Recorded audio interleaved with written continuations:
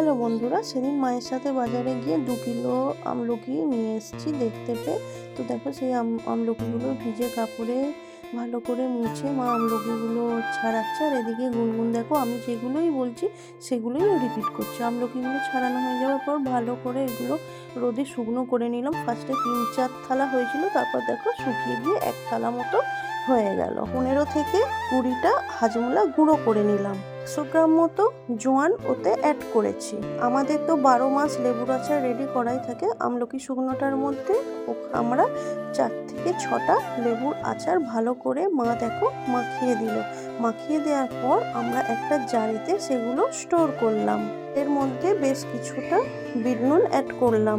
10 packet মতো জলজিরা ওতে দেওয়া হলো। তারপর বাড়িতে তো সবারই কম বেশি পাতিলেবু থাকে, তো ওই পাতিলেবু 3খানা মা খেতে ওর মধ্যে অ্যাড করে ভালো করে নাড়িয়ে ছাঁকিয়ে নিল। তো আমার তো খেতে খুবই ভালো লাগলো। ভিডিওটা তোমাদের কেমন লাগলো সেটা কমেন্ট করে আমাকে